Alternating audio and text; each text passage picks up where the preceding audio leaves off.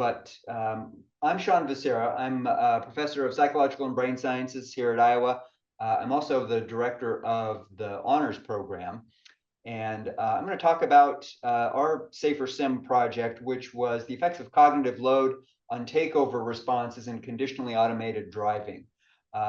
This work is really due to my graduate student, Nicole Plantier, who collected these data for her dissertation, which she is busy writing and also trying to juggle that with a full-time job. So that's been very challenging for her, but she's making good progress on that. And I also want to give a shout out to Emily Scholl and John Gasper, both at it's not NADS anymore, and I always default to that because I said it for so many years. Emily and John were really central to helping Nicole and me think about this project, think about takeover requests during conditionally automated driving and how we could align that with my basic work on visual attention. And so really that's kind of where we start is with my background as a cognitive psychologist. Most of my work has been on basic research around attention and visual search, but there's some really important connections that are made to driving safety and especially distracted driving. I first became of this work in the late 90s when I was at the University of Utah, and my colleague Dave Strayer was starting to think about some of this work as cell phone use started to increase, and it appeared as though there were direct consequences for driving safety on that. And it wasn't long after that we had these frameworks for sort of thinking about what could happen in something like distracted driving. So the typical culprits were things like there could be visual causes, right? If you're not looking out the windscreen, then you're going to have a delayed response time to driving events out in the environment. If you're not sort of manually controlling the car, that's going to cause problems for driving safety. And then, of course, the interesting one for me were these cognitive factors, where someone could have both hands on the wheel, they could be looking straight ahead, sort of out and into the world, and yet be on a cell phone conversation or be doing something else cognitively that nevertheless had consequences for their control of the car and their overall driving safety. And it's really this cognitive piece to driving safety that really over the past 20 years, at least as I've followed this work, seems to be a very important contributor to driving overall. One way that we can explain how these cognitive factors impact driving is by appealing to sort of my research specialty, which is visual attention, and understanding how attention is critical for helping us coordinate multiple complex behaviors. And driving is no different from this. So if you think about what happens during driving, we're really tasked with attending either to multiple things simultaneously or in sequence. So if you think about attention as a mental spotlight, one of the things that driving requires is for us to be able to shift this spotlight around to driving relevant objects and events. So if you're driving and you're coming up on a roundabout that you need to enter in, your attention may initially be on the car in front of you to make sure that you have a safe following distance. But then you need to quickly shift your attentional spotlight to relevant signage, so you know if you need to yield, which way you need to enter this roundabout. You may need to attend to other cars to be able to sort of gauge the control of your car, to be able to sort of merge smoothly and as safely as possible. So all of this is happening, and if you think about what it takes to enter a roundabout like this, all of this is happening within a very short period of time. One way that cognitive psychologists think about these shifts of attention is with a relatively simple model that has still remained really very powerful in terms of how it allows us to explain behavior and understand attention. And this was a model that was popularized by Mike Posner in the early 80s that took attention and the attentional spotlight and really said that it's not a unitary thing. There are actually different attentional processes that allow us to coordinate movements of attention. And the first of these attentional processes was a disengagement process, where you have to, before you can attend to some new object or event, you first have to disengage or withdraw attention from its current focus. Once attention is withdrawn or disengaged, you can then move it to a new location, onto a new object or a new event, and then re-engage it there so that you can then behave accordingly, so that you can brake if you're starting to come up on a car too quickly, or so that you can steer appropriately to follow the directions given to you by some signage. We know a lot about this model. For example, each of these attentional processes, each of these components seems to be associated with a different neurological substrate in the brain, which is why we think that there are different pieces that are involved in coordinating attention. But one of the things that I've been interested in recent years is also how we coordinate attention when we're doing multiple things at once. How is it that we can withdraw our attention, for example, while we are actively listening to a conversation or we're engaged in some other mental task? And in some work from my lab, we've shown that this attentional disengagement process can actually be slowed by secondary tasks. So if I bring you into the lab and I measure how long it takes you to disengage your attention, if I have you actively listening to trivia questions that you have to answer, it takes you longer to disengage attention to respond to a task relevant event out in the periphery. And these studies were motivated by work that came out of the driving literature that demonstrated that cell phone use has all sorts of negative implications for driving. It slows your response time. It alters your basic ability to handle the car and sort of keep it within the lane. And so we were interested in understanding what is it about, just having a cell phone conversation that could impact this. And part of it is this disengage operation. If I'm actively listening to someone I'm in a conversation with, that's going to delay my attentional disengagement. And that's going to then sort of cascade into delays in moving and re-engaging my attention and behaving appropriately. So with this as background, one of the things that we were interested in, especially where automotive technology is headed, is how this kind of model and how basic attentional disengagement applies to cases of conditionally automated driving, where a driver may be in a car that's basically driving itself. The driver has to remain in the loop because there are takeover requests that the car will issue when the car and the technology reaches its limits. And this is sort of a clear case of having a driver engaged in some other task, engaged in a non-driving task, and then needing to re-engage with another task when this takeover request is initiated. And that would involve a disengagement from whatever that non-driving task is. So if you're engaged with some kind of secondary panel, maybe you're scrolling through to find your playlist, and the car issues a takeover request, right? Attentionally, one of the things that's happening is that you have to have a disengage signal that lets you disengage from the non-driving task, move attention, and re-engage in driving. And so all of these issues that arise around attentional disengagement, especially when you're engaged with some other task, seem to be relevant to the case of automated driving.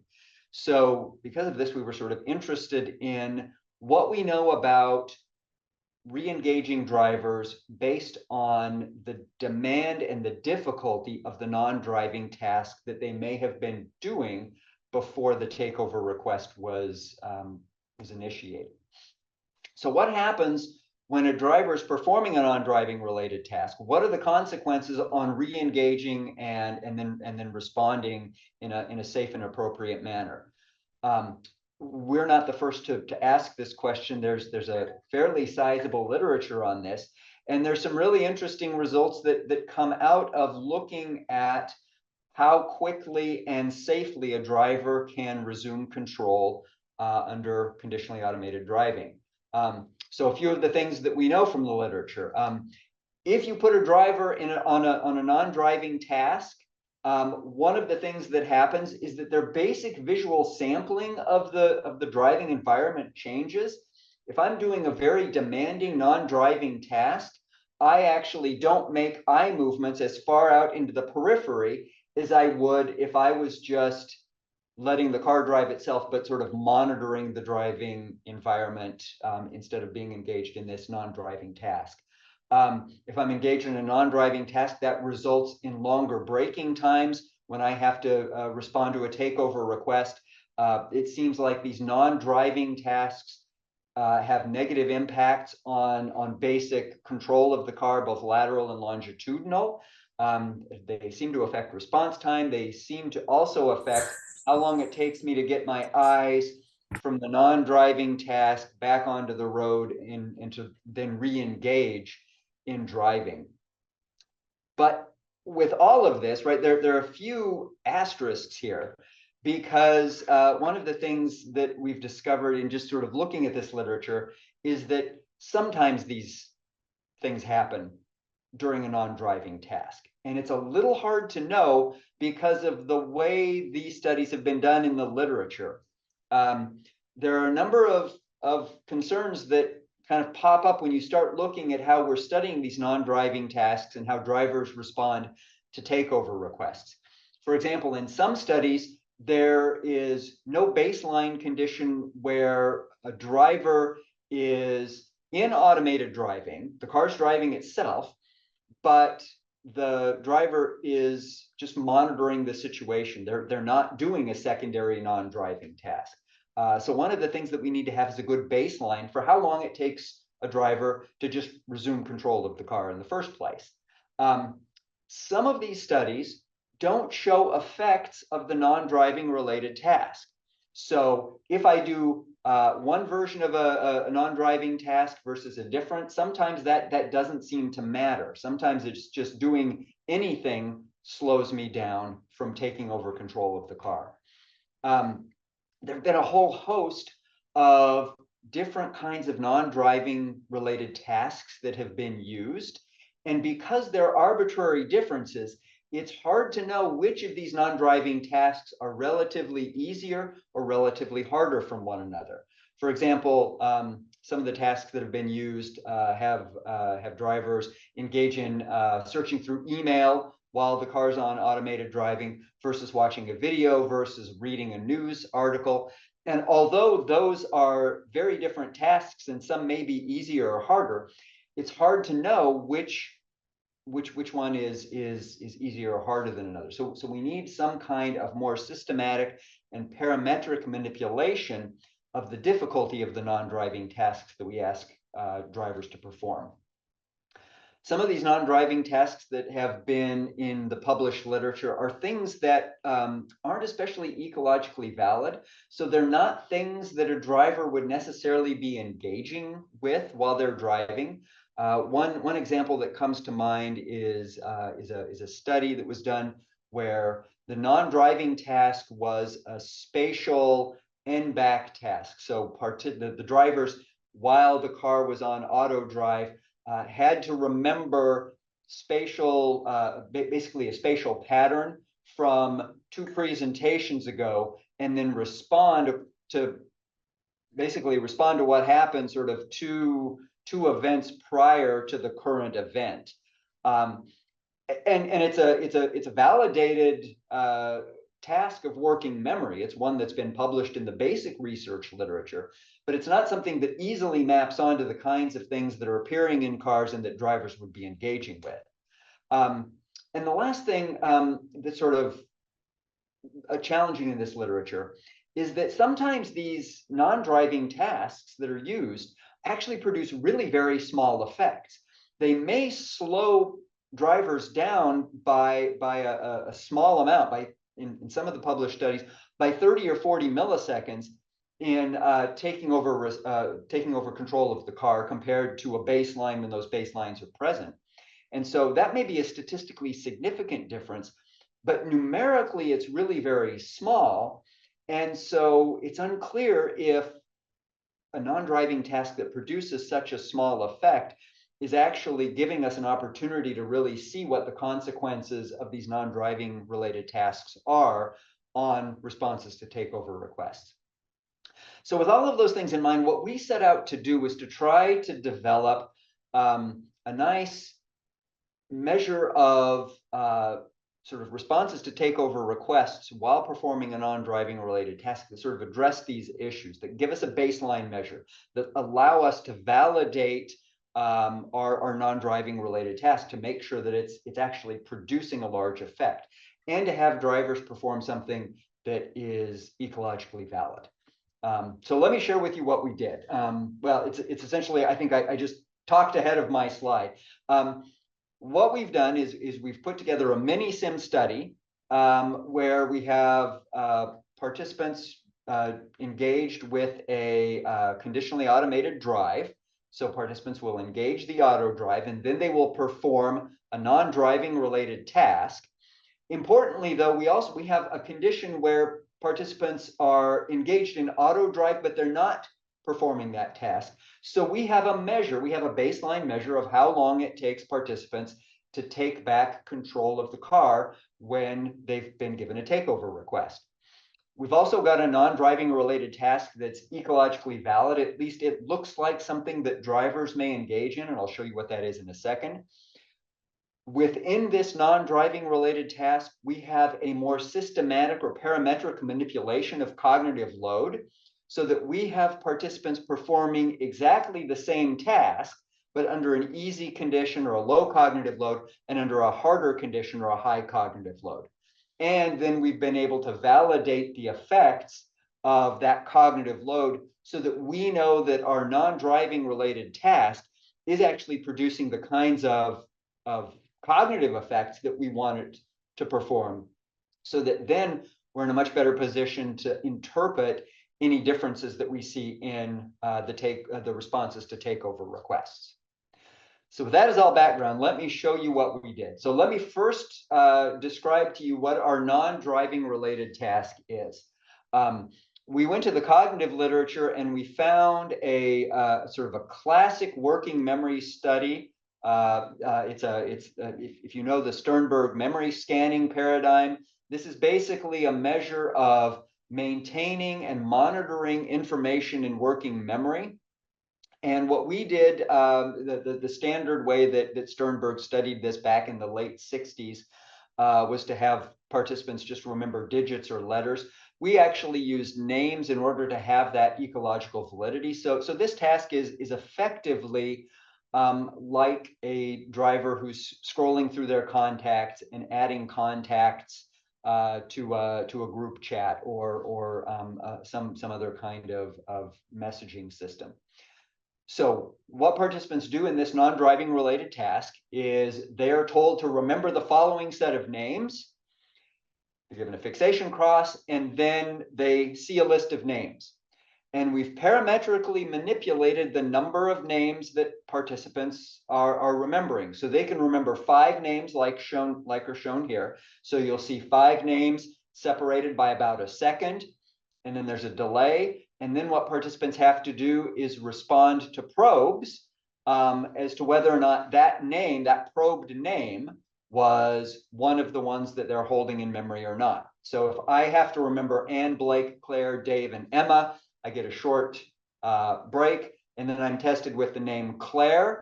I say, yes, that's in my memory set. If I'm tested with the name John, I say, no, that's not in my memory set. So the probes can either be in the memory set or not in the memory set. We have 2 levels of working memory load. We have a high cognitive load that's remembering 5 names, and we have a low cognitive load, which is just simply remembering 1 name. So we've got a task that seems like something that drivers would do. We've got a parametric manipulation of this so that we can compare levels of difficulty of the same task.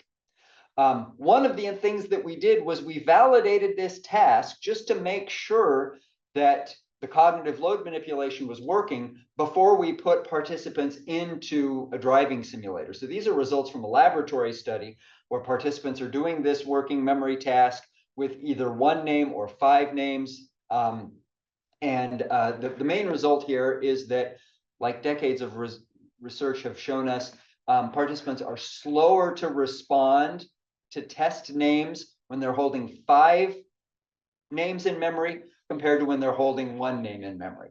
So we know that this should work if we then port it into the driving simulator. So we've sort of validated this task. So then what we want to do is compare this task or blend this task with a simulator study. So we did a mini sim study where we recruited 47 college-age drivers to come in and drive. It was about a half-hour drive. There's some important features of this drive. So the participants were engaged with auto drive, so they would get up to speed. They were driving on either two-way traffic or 4-lane divided. And there were 8 events that would issue a takeover request. So once the driver got up to speed, they would engage the auto drive, and then at some point on that drive, they would get a takeover request. 2 of those takeover requests happened when participants were just sitting there monitoring the driving environment. So that gives us a baseline. How long does it take to regain control when you're not doing anything else?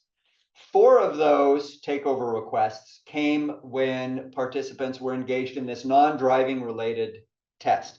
And that non-driving related task could either have a memory set of 1 or a memory set of 5. So 2 of those takeover requests came when participants had a low cognitive load of just remembering 1 name. 2 of those requests came when the drivers had a high cognitive load, trying to remember 5 names. Those takeover requests were issued in response to a lane drift. So what would happen is everything was fine. The car would then slightly start to drift until it would cross the edge of the road, and then a takeover request, which was a small icon in the center console, and a tone was sounded, and that was then the participants' signal to then regain control, either by taking control of the steering wheel and regaining, or braking and then bringing the car back into the center of the lane safely. Our main measures from this, just to align with what's been reported previously, were just to measure the takeover time, either how long did it take participants to brake or to make that first steering correction. And then we recorded drivers as they were engaged in this simulated drive, so that we could go back and we could code their lookup time. How long did it take them to break their gaze from the non-driving related task back to the driving environment? And we were really interested in lookup time because this is a more direct measure of attentional disengagement. One of the ways that attentional disengagement is often measured is exactly through these kinds of changes in lookup time. So with all of that, what did we find? First of all, if we look at our baseline responses, if we look at the memory load effect when participants are doing this task, we validate that there is a cognitive load effect on that non-driving task in the simulator. So participants are faster to respond to probed names when they're holding 1 name in memory. That's the low cognitive load, compared to when they're holding 5 names in memory, which is a high cognitive load. And I think one thing that's really important about these results is this is almost a 200 millisecond effect. So adding names to this non-driving related task substantially slows down your ability to perform that task. So not only do we have a statistically significant effect of cognitive load, but it's one that slows participants down by a sizable numerical amount, not just by a statistically significant, but maybe small 30 or 40 millisecond effect, as we've seen in the literature.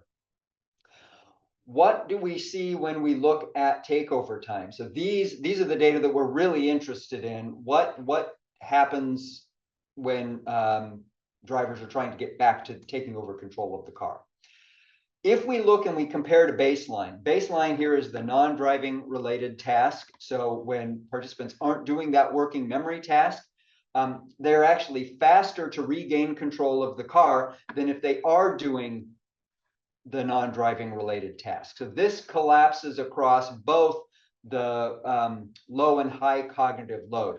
This is an important baseline because what it's telling us is that doing a non-driving related task slows down your responses to regain control of the car. What's more interesting, though, is what happens when we break out this non-driving related task into the low and high cognitive load. And somewhat surprisingly for us, what we found is that although a non-driving related task slows down your takeover time, the cognitive load of that non-driving task doesn't seem to matter. There's no difference in your time to take over the car if you're under a low working memory load compared to a high working memory load. And in fact, numerically, the results actually go against what you would expect. These drivers were actually a little bit faster, although it wasn't statistically significant. They were a little bit faster to regain control under a high cognitive load, remembering 5 names compared to remembering 1 name. So there's an overall effect, but not an effective cognitive load. Finally, our lookup time seemed to show the same pattern for cognitive load that our takeover responses were. There doesn't seem to be any difference in how quickly participants look up and disengage from that non-driving task. There's a numeric difference here that looks like they're a little bit slower to disengage and look away from the non-driving task when they're in a high cognitive load, but that's nowhere near statistically significant, and it's a really very small effect here. So what these results seem to tell us is that there is, first of all, we've got a very nice measure of a non-driving related task so that we can ask these questions about cognitive load. We've been able to validate our measures of cognitive load. But when we do that, one of the things that we see is that there's a general effect of the non-driving related task. So there's a dual cost task here, but there's no effect of the cognitive load on top of that. And so these results seem to suggest that there's a general cost for disengaging attention from the non-driving task, but there doesn't seem to be any additional cost as the cognitive load increases. So that's our results in a nutshell. I'm happy to take any questions that anyone has, and I will go ahead and stop so that I can see faces. Be back on the bigger screen here. Yeah. Thank you, Sean, very much. Does anyone have, I have a question, but I want to give everyone else a chance. Jeff or Gary or Aidan? So I don't really have a question. Sean, it's good to see you. Don, it's good to see you also. The reason I signed on is because obviously I'm interested in how drugs and why drugs impair drivers, and I thought this might be an interesting way. And so I maybe just throw out comments. Obviously there may be drugs that affect working memory, could affect this, as drugs that affect cognition, but take it from there, Sean. Yeah, no, I think that's a great question, and yeah, I suspect that I don't know what class of drugs would do this, but one thing that we know is that attentional disengagement is also delayed by aging, and especially if you sort of see accelerated aging. So drivers who have sort of an advanced useful field of view for their age, they actually take disproportionately long to disengage from an attentional from their current attentional focus. And And so, you know, given that aging seems to affect this disengage operation, that you know, we can also make younger people look like they're older by putting them under a more demanding task and sort of causing that slowed reduction. I would be willing to bet that, yeah, any drug that affected working memory could sort of have the same kind of effect. And then what I really like about this is that it then gives you a mechanistic understanding of what the drug is doing. It's having an effect potentially on the disengage operation. And then you can tie that to, okay, well, here's why that's going to be problematic for driving. Thank you. Yeah, you're welcome. So we're a little over time, but I really want to ask this. I'm curious about if you looked at the task performance. For example, if people in the higher level, harder task, were more willing to drop the task completely, rather than trying to maintain. Yeah. Yeah, that's okay. I was just trying to think what do we have that would that would speak to that. I think the one thing that we have that might speak to that is just their overall level of accuracy. Mhm. So while they're performing this task, right, are they just basically trading off their accuracy because they know that driving is the really important thing and they need to be ready for it? There is a difference in accuracy between the low load and the high load condition. But in effect, participants are at ceiling for both of those. I think they're like 99% correct when they're only remembering one name, and they're 94% correct when they're remembering 5. So they are engaged with the task. Okay. Now, as I talk through that, the other thing that we haven't looked at, but I'm going to have to make a note to myself to see if we can pull this out, is if there is a if you know, and I don't think we will be able to because of how because the response times differ in those low and high load conditions as well. One of the things I was thinking of is, would there be a way of tracking our participants in that high load condition, kind of dropping it by not getting through as many trials, right? I mean, are they trying to delay, maybe because they're trying to continue to pay attention to what's going on out in the world because they know it's harder. But that's one of those things where I think it's going to be harder to pull that out because their participants are responding slower when they're under a memory size of 5. And so Yeah. just by that, they're going to be able to get through fewer probe trials than they would in the low cognitive load condition. Absolutely. I was just connecting. I asked because I was connecting this to some drowsiness studies we've done where we get drivers in the afternoon or after the circadian dip. So not in the middle of that. And then they come in and evening before midnight, 10 o'clock, they actually drive a little better than they do, but they know they're a little bit drowsy, so they're focusing more. Great. And then when we have them drive, say after 2 a.m., same person, their performance goes down. And I was wondering about that. I know this is hard. I'm going to focus on it, you know, or driving is more difficult. I'm going to focus on it more. I was just wondering if you were seeing something like that. Yeah, I mean, I think it's entirely possible because, you know, one of the things that goes on with this, and I think this actually connects to something that Gary mentioned about, you know, just sort of the connection back to working memory, right? What drivers are doing in these conditions is they're doing the smart thing and they're using some cognitive control, and they're saying, oh, I'm a little bit drowsy, I better do something to kind of get my arousal level up. And you know, at certain times, right, when they have the capacity to do that, they're able to kind of come back and maybe drive a little bit better than they would otherwise. But at some point, right, that cognitive control and working memory has probably been exhausted by the sleep deprivation, and they can't recover, even though they might know that they need to be able to recover. exactly. I was just, as you were talking, I was sort of drawing this parallel in my Mhm, head and, mhm. and was wondering if you were seeing the same thing, but you weren't looking for that when you designed your study.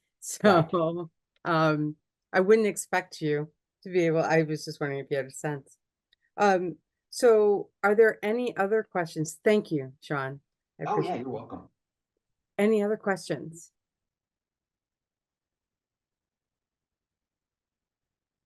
I might have a quick one. I don't know. I think hello. I think I might know how you might respond, but you mentioned some other possible mechanisms.